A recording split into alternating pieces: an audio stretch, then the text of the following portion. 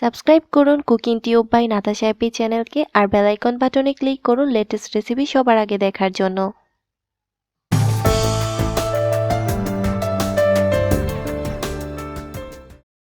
আসসালামু আলাইকুম, hello my lovely viewers and subscribers. Cooking tube নাতাশার আরও একটি নতুন এপিসোডে সবাইকে জানাচ্ছি স্বাগতম। আশা করি সবাই ভালো আছেন। আজকের পর্বে তৈরি করে দেখাবো রসালো বিস্কিট পিঠা। চলুন তাহলে দেখে নিই এই রসালো বিস্কিট পিঠা তৈরি করার জন্য কী কী উপকরণ লাগছে আর পুরো প্রস্তুত প্রণালী শুরু থেকে শেষ পর্যন্ত। বিস্কুট পিঠা তৈরি করার জন্য প্রথমে একটি মিক্সিং বোলের মধ্যে নিয়ে নিব 1 কাপ পরিমাণে সুজি,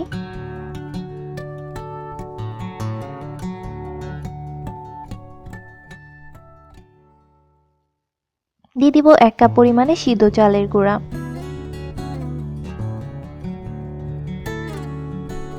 সুজি আর চালের গুঁড়া একসাথে খুবই ভালোভাবে মিশিয়ে নিব।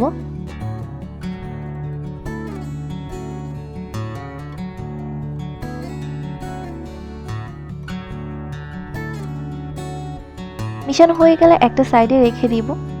যে কাপ দিয়ে আমি সুজি নিয়েছিলাম সেম একই কাপ দিয়ে মেপে আমি 4 কাপ পরিমাণে লিকুইড দুধ নিয়েছি। এর মধ্যে স্বাদমতো লবণ দিয়ে দিলাম আর দিয়ে দিব 1 টেবিল স্পুন পরিমাণ সাবুদানা। মাঝারি আঁচে সাবুদানাগুলোকে সিদ্ধ করে নিতে হবে।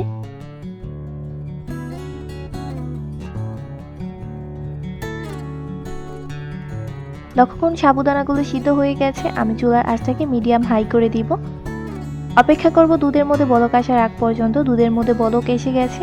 এখন এর মধ্যে আমি ড্রাই উপকরণগুলোকে দিয়ে দিব আর অনবরত একটি স্প্যাচুলার সাহায্যে নাড়তে হবে। চুলার আঁচটাকে মিডিয়াম লো করে দিতে হবে। সাথে সাথে এইভাবে খুবই স্পিডে নাড়তে হবে, তা না হলে একসাথে ড্রাই উপকরণগুলো দলা বেঁধে যাবে। নাড়তে নাড়তে লক্ষ্য করুন এটা আস্তে আস্তে ঘন হয়ে যাচ্ছে। একটা পর্যায়ে এটা এরকম কায়ের মতো হয়ে যাবে, তখন চুলাটাকে অফ করে দিতে হবে।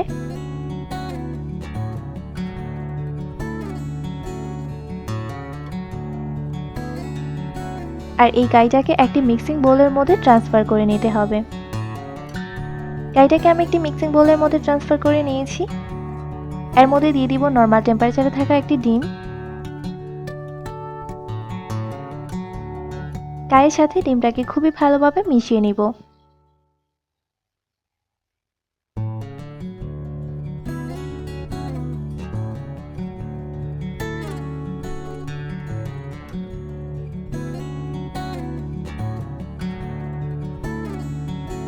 মিশানো হয়ে গেছে। দিয়ে দিব 1 টেবিল স্পুন পরিমাণে সয়াবিন তেল।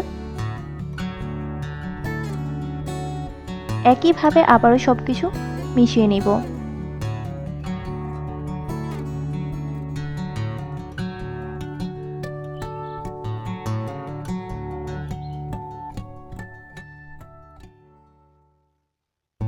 মিশানো হয়ে গেছে। পিঠা তৈরি করার জন্য কাইটা রেডি। এখন দুই হাতের মাঝখানে খুবই ভালোভাবে তেল মাখিয়ে নিতে হবে। তারপর অল্প একটু ডো নিয়ে ময়ান করে বলের শেপ দিতে হবে।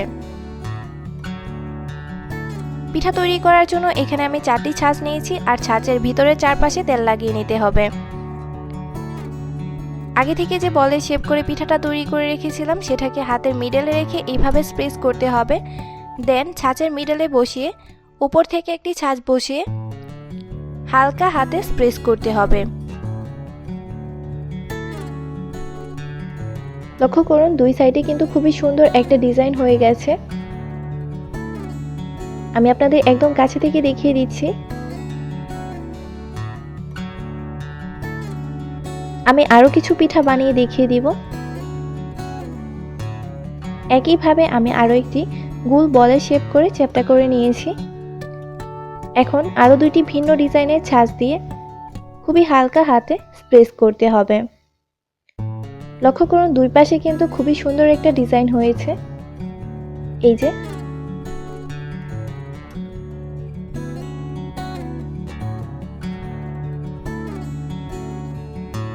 আপনারা চাইলে দুই সাইড থেকে একই ডিজাইনের ছাঁচ দিয়ে পিঠাগুলোকে তৈরি করতে পারেন।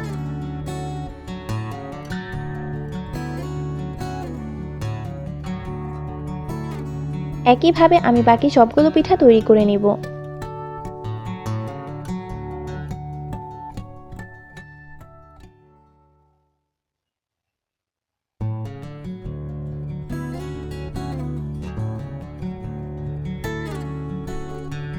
আমি সবগুলো পিঠা তৈরি করে নিয়েছি। পিঠাগুলোকে ভেজে নেওয়ার আগে পিঠার শিরাটাকে তৈরি করে নিব।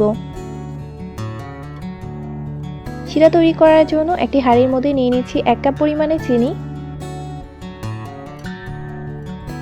সেম কাপ দিয়ে মেপে দিয়ে দিব 4 কাপ পরিমাণে পানি।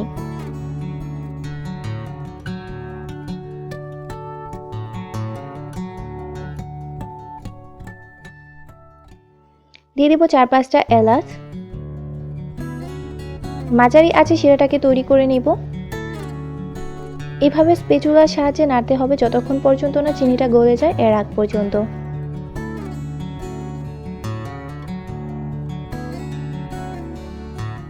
লক্ষ্য করুন চিনিটা এর মধ্যে গলে গেছে। শিরাটাকে একটু ঘন করে নিতে হবে। এর মধ্যে 1 তার কিংবা 2 তার করার কোনোই প্রয়োজন নেই। জাস্ট একটু ঘন করা হয়ে গেলেই চুলাটাকে অফ করে দিতে হবে। পিঠাগুলোকে ভাজার জন্য নিয়েছি পর্যাপ্ত পরিমাণে সয়াবিন তেল। যখন তেলটা গরম হয়ে যাবে তখন এর মধ্যে পিঠাগুলোকে খুবই সাবধানে দিয়ে দিতে হবে।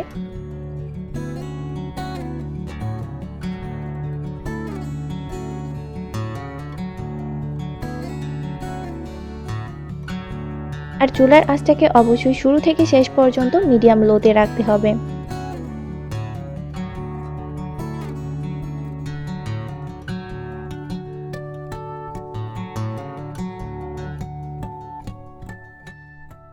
পিঠাগুলোকে এইভাবে ছড়িয়ে দিতে হবে, একটার উপর একটা দেয়া যাবে না।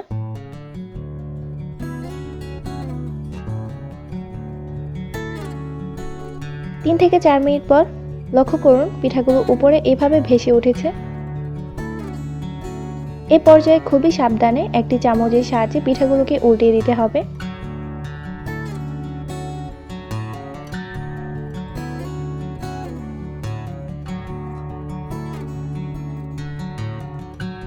একটা সাইড হয়ে গেলে তারপর আবারও উল্টিয়ে দিতে হবে। পিঠাগুলো ভাজা হয়ে গেছে, দুই পাশ থেকে খুবই সুন্দর লালচে গোল্ডেন একটা কালার চলে এসেছে। এখন একটি ঝাঁঝিযুক্ত চামচের সাহায্যে আমি পিঠাগুলোকে উঠিয়ে নিব। আমি আপনাদের একদম কাছে থেকে দেখিয়ে দিচ্ছি। লক্ষ্য করুন পিঠার নকশাগুলো কতটা ক্লিয়ার বোঝা যাচ্ছে।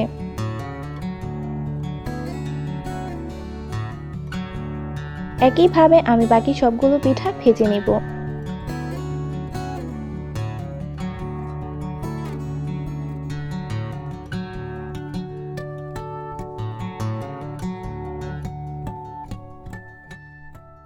আমি সবগুলো পিঠা ভেজে নিয়েছি। এখন এই পিঠাগুলোকে আমি শিরায় দিব। আমি আগে থেকে যে শিরাটা তৈরি করে রেখেছিলাম সেটা আমি একটি ছড়ানো বক্সের মধ্যে ট্রান্সফার করে নিয়েছি। এখন এর মধ্যে একটা একটা পিঠা দিয়ে দিব। আর এর মধ্যে কিন্তু শিরাটাও ঠান্ডা হয়ে গেছে। একইভাবে আমি বাকি সবগুলো পিঠা শিরার মধ্যে দিয়ে দিব। এখন একটি চিমটার সাহায্যে পিঠাগুলোকে এইভাবে উল্টিয়ে পাল্টিয়ে দিতে হবে।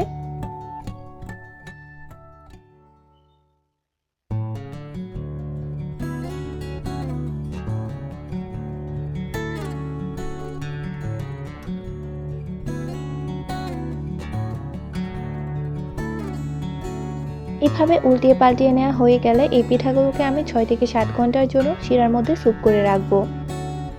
সো ফিরে আসছি 6 থেকে 7 ঘন্টা পর। ফিরে এলাম 7 ঘন্টা পর। এই 7 ঘন্টায় পিঠাগুলো ফুলে ডাবল হয়ে গেছে।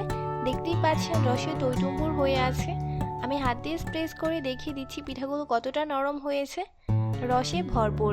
আশা করি আমার আজকের এই রসালো বিস্কিট পিঠার রেসিপিটি আপনাদের ভালো লেগেছে। আর ভালো লেগে থাকলে অবশ্যই বাসায় ট্রাই করবেন। রেসিপিটি কেমন লেগেছে নিচে কমেন্ট বক্সে কমেন্টস করে জানাতে ভুলবেন না যেন। আজকের মতো এখানেই বিদায় নিচ্ছি। ফিরে আসছি অন্য কোনো দিন নতুন ভিন্নধর্মী কোনো রেসিপি নিয়ে। এ পর্যন্ত সবাই ভালো থাকুন, সুস্থ থাকুন, যত্নে থাকুন। আল্লাহ হাফেজ।